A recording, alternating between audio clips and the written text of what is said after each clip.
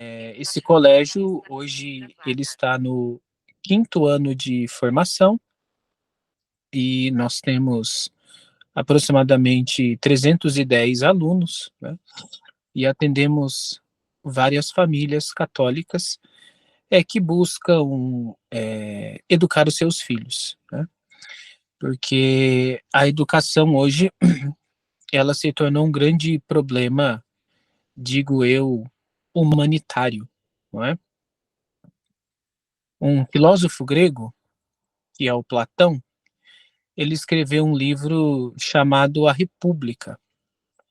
Na República, o Platão ele deixa muito bem claro que para que você tenha uma sociedade ordenada, você precisa de leis que colaborem, que contribuem, que produzam essa ordem na sociedade.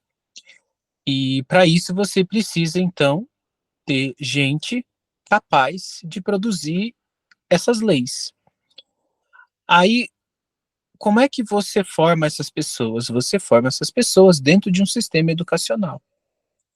Então, se você for feliz com essa educação, isso promove uma própria ordem na sociedade, né?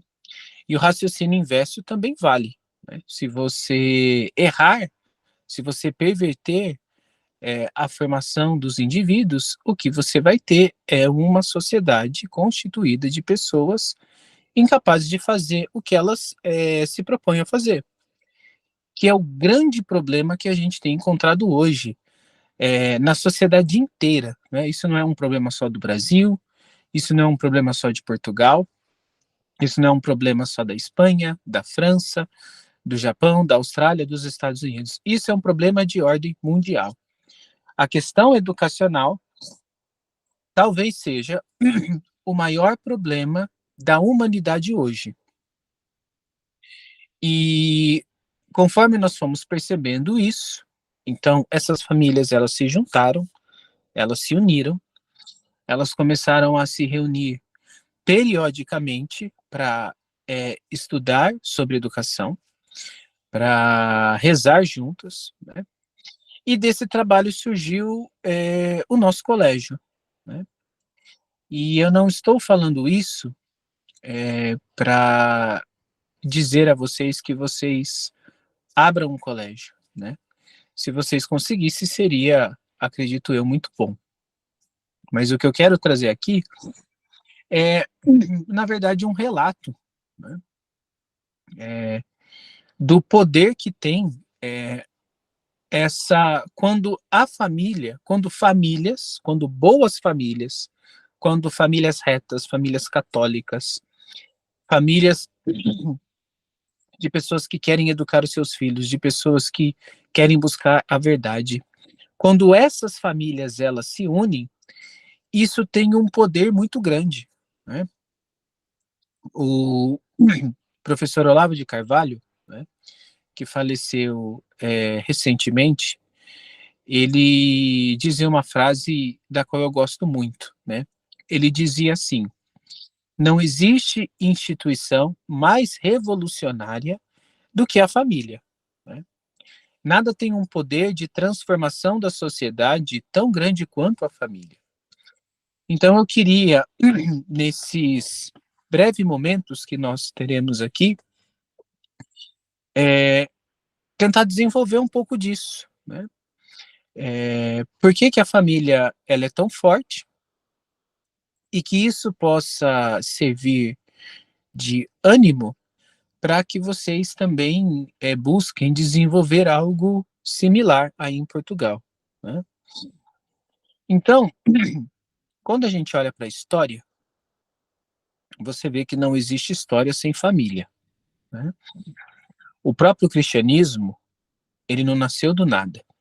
O fundador do cristianismo é o próprio Cristo, é o próprio Jesus. Jesus, ele escolheu nascer, descender de um povo específico. E esse povo é o povo dos judeus, né? Os judeus, as Sagradas Escrituras, elas nos narram isso, ele é um povo que surgiu a partir de um homem, que é Abraão.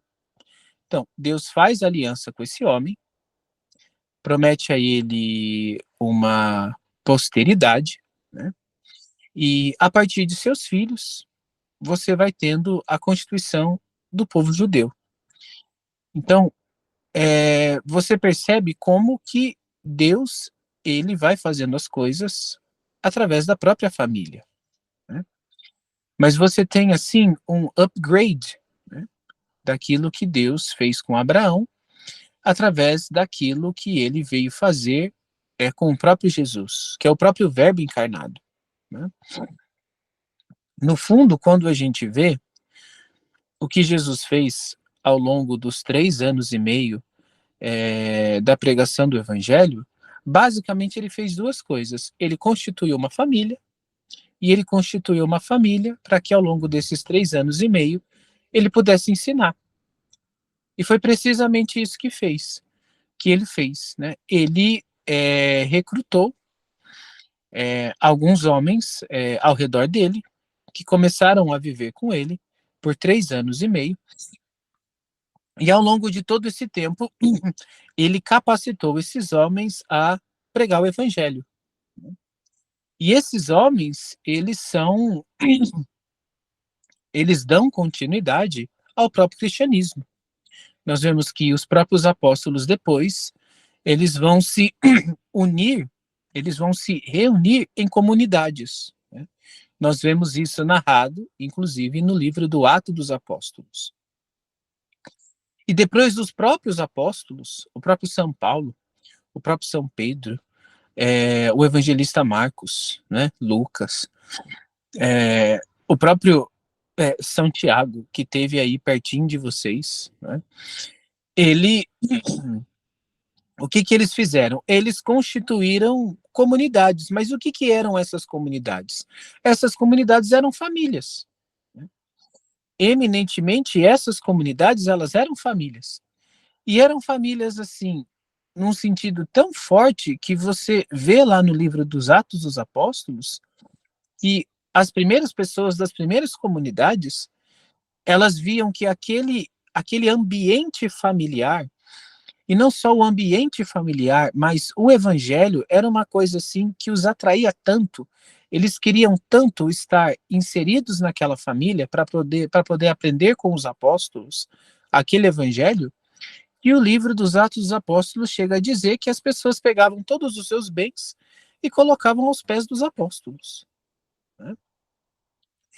E o curioso é que, ao mesmo tempo que o cristianismo vai se desenvolvendo paulatinamente dessa maneira, né, existe um equívoco da nossa parte, porque a gente acha que o cristianismo ele surgiu com uma espécie de explosão, atraindo uma quantidade numerosa de pessoas, né?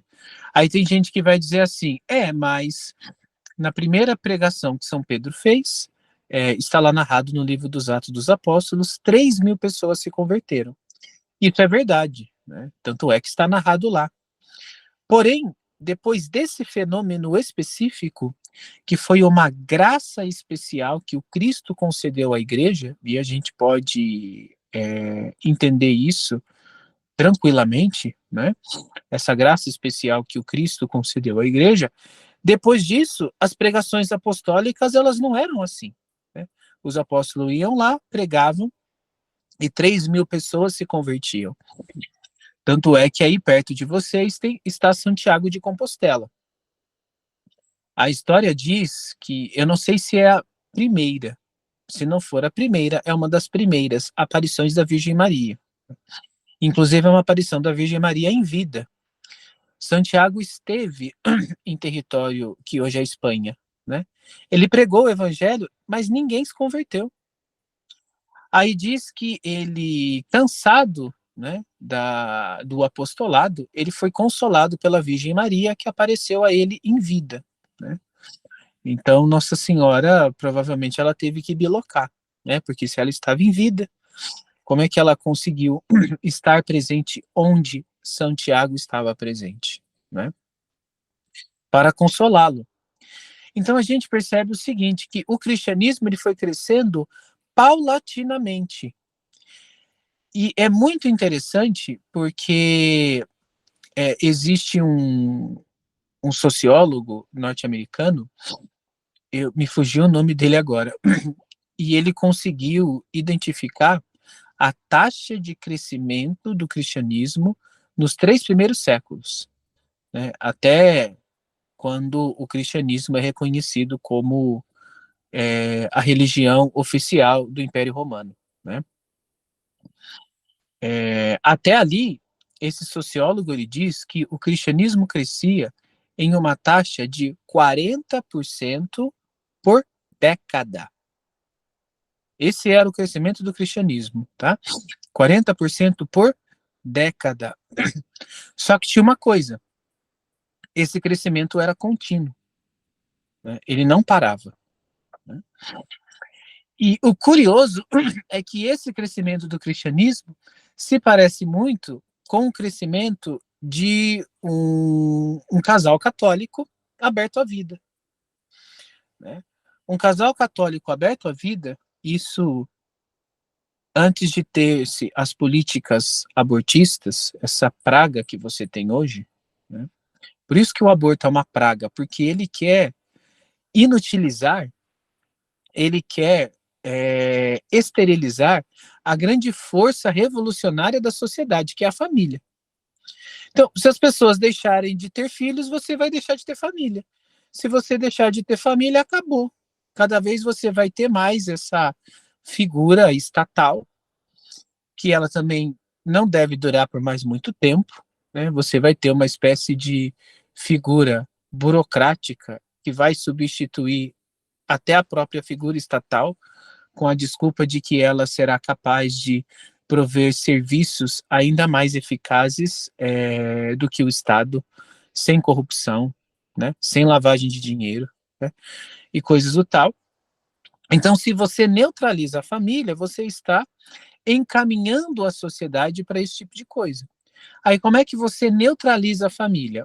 Ora, você ensina para as pessoas que fazer aborto não tem problema, né? Você usar anticoncepcionais não tem problema, né? Filho supostamente está caro, né? Filho está caro, agora viajar não está caro, né? Uma série de outras coisas de bens que as pessoas gozam não está caro, né? Trocar de carro a cada 2 anos não está caro, mas ter filho está caro, né?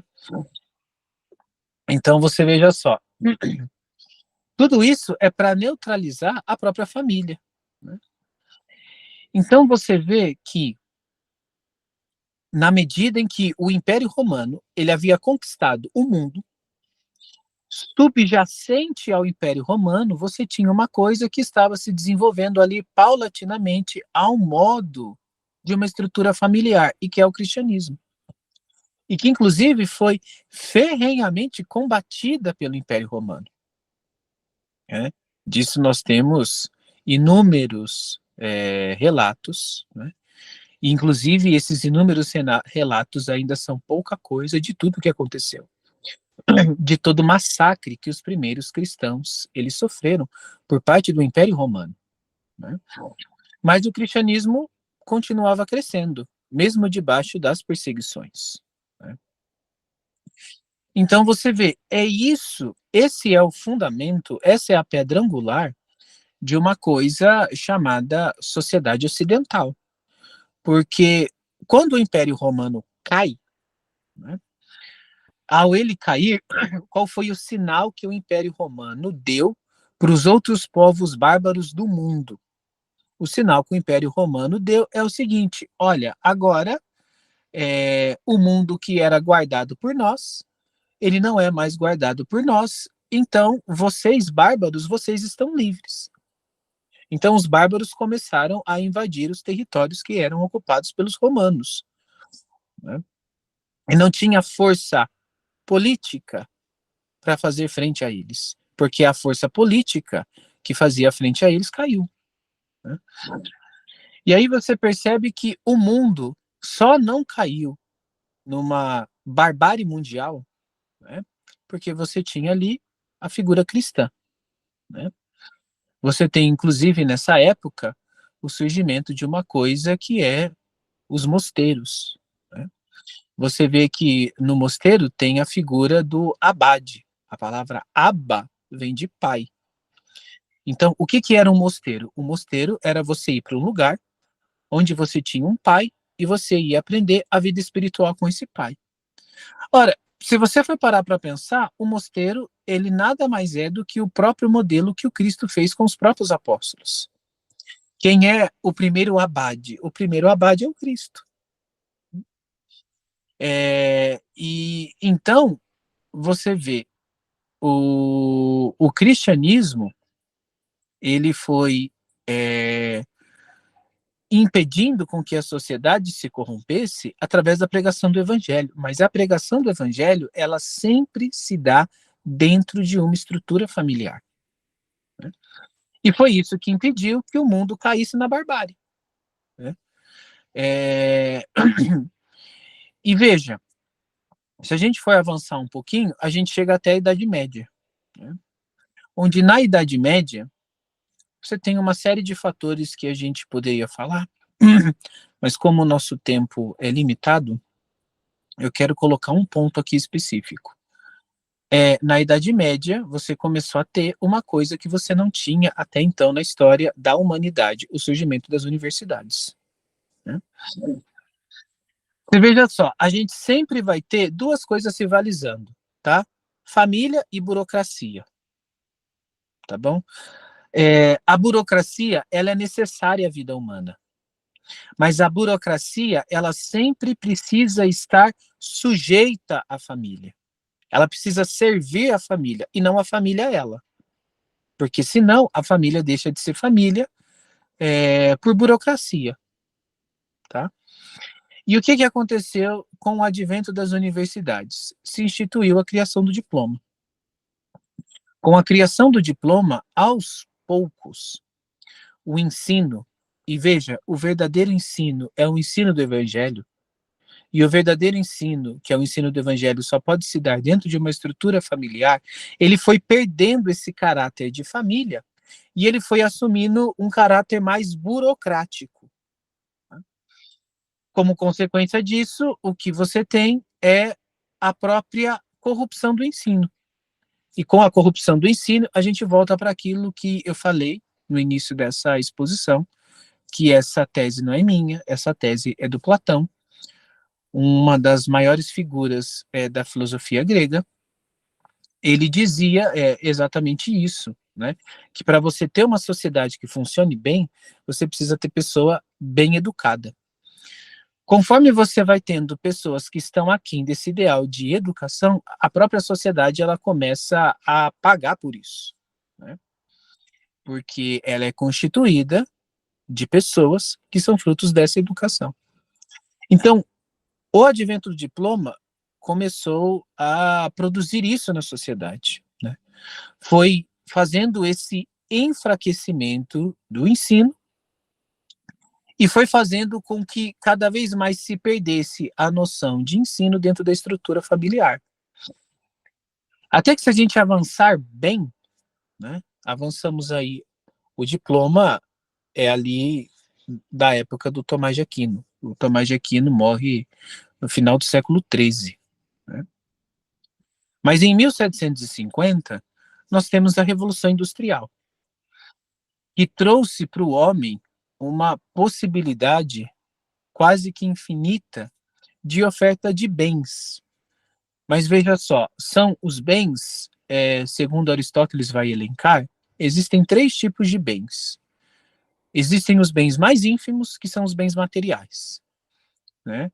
Que eles se reduzem a comida, vestimenta, moradia, locomoção, né? Existem os bens do corpo, que o Aristóteles diz que é a saúde e a beleza, né? E existem os bens da alma, que o Aristóteles vai dizer que é a virtude. Então, os bens da alma, segundo o Aristóteles, são os grandes bens do homem, né? Inclusive, são os bens que, como eles se encontram enraizados na alma, e a alma ela é algo incorruptível no ser humano, então são os bens que o ser humano vai levar para toda a sua existência, né? Os bens do corpo você vai perder, né? O tempo vai tirá-lo de você, né? E os bens materiais também, alguém pode roubar, você pode perder, a coisa pode quebrar, ela pode deixar de funcionar, ela pode perder valor. Então, a Revolução Industrial, ela trouxe para o homem uma possibilidade, uma oferta, assim, absurda de bens materiais, tá? Principalmente esses bens, tá? Um pouquinho de bens do corpo, né? Mas zero de bens da alma. No momento em que a sociedade ela estava passando já por um processo de emburrecimento. Tá?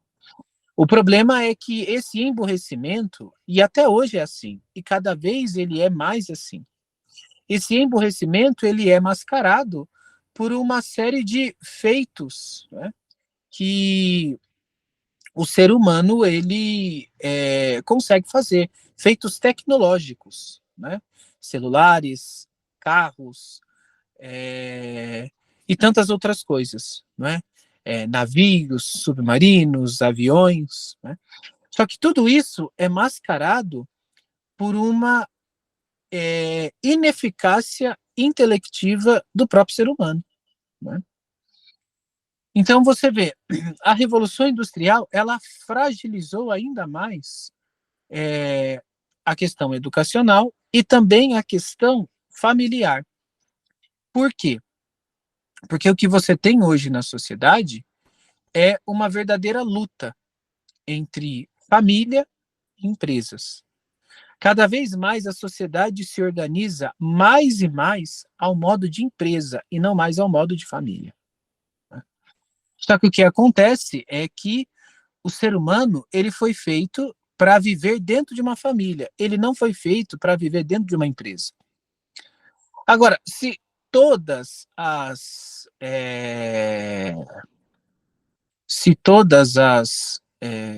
instituições presentes na sociedade elas estão se comportando ao modo de empresas, e se é natural ao ser humano viver dentro de uma família, então isso vai começar a gerar efeitos extremamente negativos nos próprios seres humanos inseridos dentro dessa sociedade, né?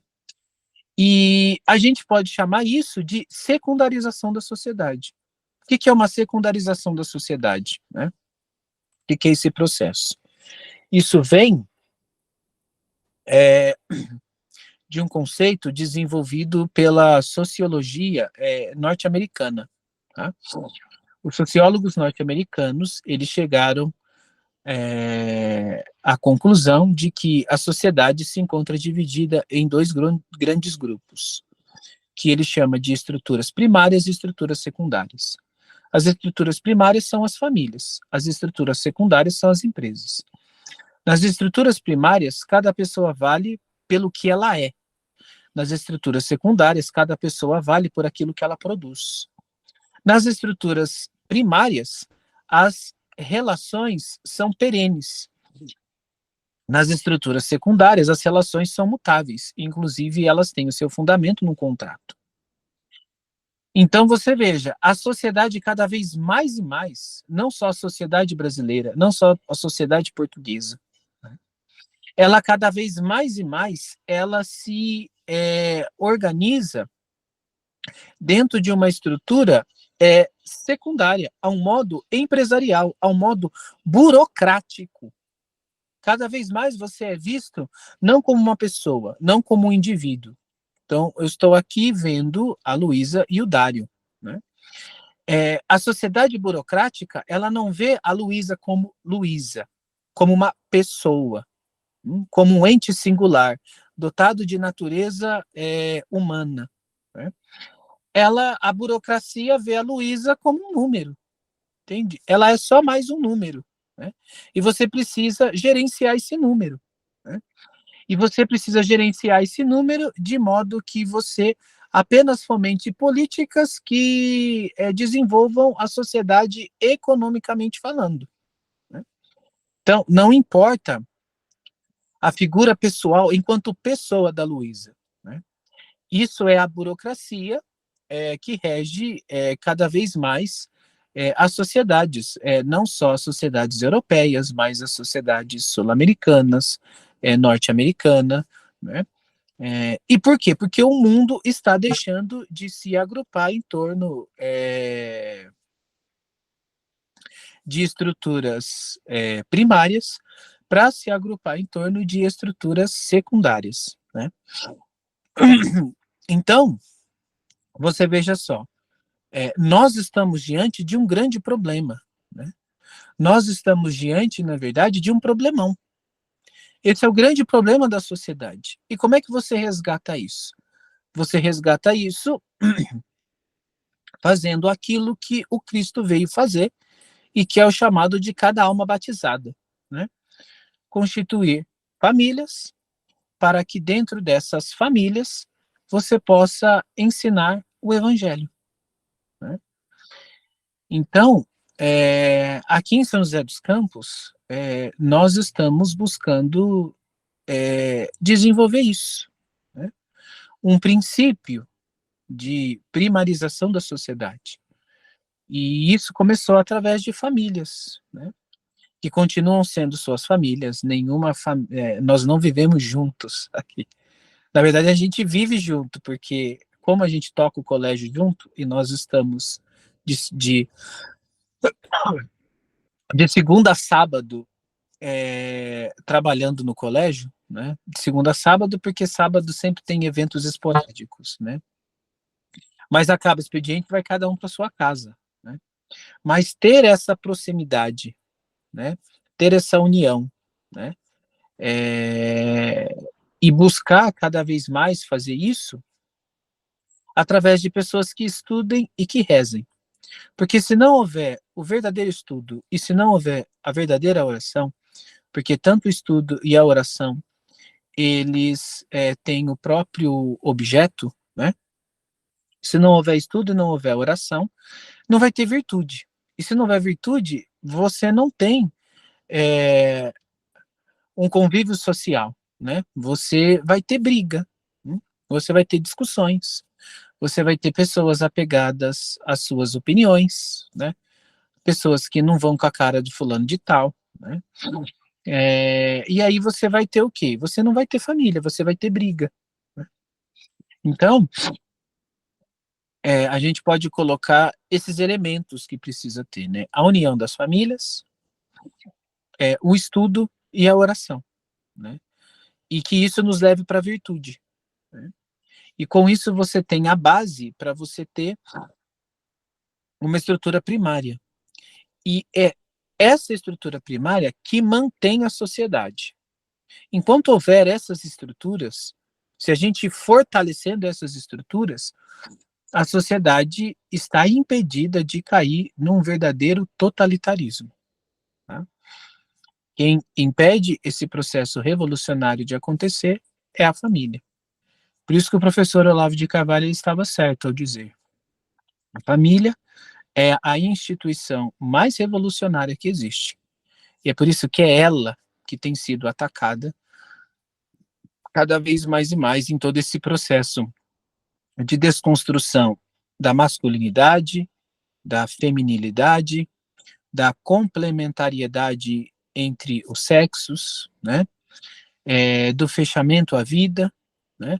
Da promoção das promiscuidades sexuais na sociedade, né? Tudo isso é para você inviabilizar o surgimento de uma coisa chamada família, cada vez mais e mais na sociedade. E aí o que você tenha na sociedade não seja famílias, mas sejam pessoas atomizadas, sozinhas, né? E aí essas pessoas não vão ter força nenhuma para lutar contra qualquer regime que se imponha diante delas. Talvez elas nem vão querer lutar, elas vão estar tão burras, tão cegas, né, que elas vão achar que isso é normal, que a vida é assim mesmo e é assim que tem que ser, tá? A sanidade reside dentro das famílias cristãs, onde haja, acima de tudo, o ensino do evangelho, né, e o desenvolvimento das virtudes. Então é isso. Eu poderia continuar, mas eu não quero também impedir o próximo compromisso de vocês, né? Mas é isso.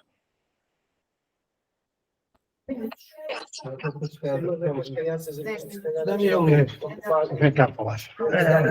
Pronto, isto foi um dia diferente, não é? Por isso, nós agora temos que ir para a Santa Missa e não vai dar para mais. Nós pedimos desculpa de tirar da cama tão cedo, mas. E depois houve estes problemas técnicos porque tivemos que nos deslocar aqui para Dornes e pronto, depois faremos uma avaliação deste dia mais tarde, está bem? Estou à disposição. Obrigado por tudo. Voltamos Por para nada. espera. Volta aqui a dar.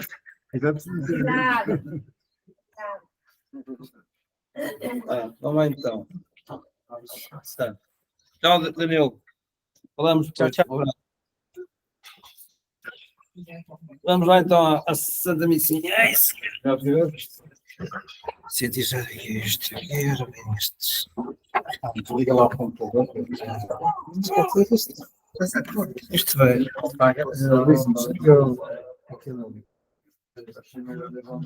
Isto não está. Para parar de gravar, como é que Parar? vai? Tira só a chão e Desliga-se o computador.